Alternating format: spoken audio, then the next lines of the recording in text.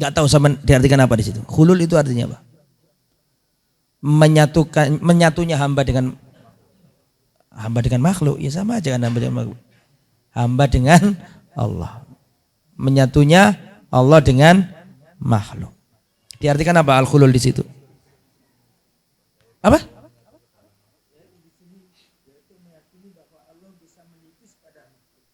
Menitis. Titisan gitu kayak titisan dewa. Apa namanya? Mic-nya tadi mana? Mikrofon tadi. Barangkali nanti ada yang tanya atau ya. Jadi hulul itu manunggaling kawula Gusti. Hamba bisa bersatu dengan Tuhan itu. Atau Allah bisa menyatu ke makhluk. Itu namanya al-hulul. Kenapa sih orang-orang selain Islam kok menjadikan ada wujud Tuhan mereka? Karena mereka meyakini itu. Islam nggak meyakini itu.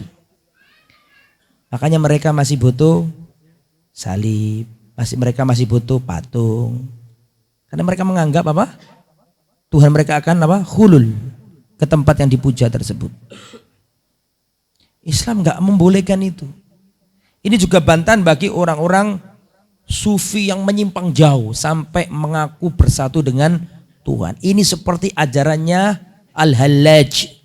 Ini seperti ajarannya Ibnu Arabi. Ada Ibnul Arabi, ada Ibnu Arabi. Kalau ada alif lamnya itu ulama. Kalau yang nggak ada alif lamnya itu yang toko ateis ini. Ibnu Arabi yang ada di kitab sampean itu yang nggak pakai al. Ibnu Arabi. Kalau yang ulama yang Ibnul Arabi atau Ibnu Al-Arabi. Ini keyakinannya Syekh Siti Jenar yang mengatakan manunggaling kawula Gusti. Gusti itu maksudnya Allah, kawula itu kita menungso, manunggal artinya menyatu antara hamba dengan Allah. Ini pikirannya ini nggak boleh. Pikirannya Al-Hallaj. Ini haram. Wahia aqidatu Ibnu Arabi As-Sufi Al-Madfun bi Dimasqah. Ini adalah akidahnya Ibnu Arabi, seorang sufi yang dikubur di Damaskus. Kuburannya di Damaskus. Dia berkata, perhatikan. Ar-Rabbu abdun wal abdu rabbun ya laita syi'ri minal mukallafu. Begitu ya bacanya. Diartikan apa? Ar-Rabbu abdun, Tuhan adalah hamba. Wal abdu rabbun, dan hamba adalah Tuhan. Gak ada bedanya. Tuhan adalah hamba, hamba adalah Tuhan. Kemudian juga ucapan seorang syair yang lain, penyair yang lain. Wamal kalbu wal khinziru illa ilahuna atau ilahana. Tidaklah anjing dan babi kecuali itu adalah sesembahan kami. Wamallahu illa rohibun fi kanisat, dan tidaklah Allah kecuali para pendeta yang ada di gereja. Mengaku itu kebanyakan orang kayak gini nih, orang yang semangat ibadahnya lebih tapi nggak dibarengi apa? Ilmu.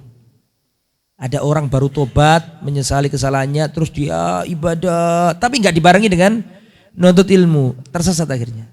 Didatangi lewat mimpi, bersatu dengan Tuhan, dikasih berita-berita yang aneh-aneh, dibantu setan, akhirnya merasa dirinya itu Tuhan.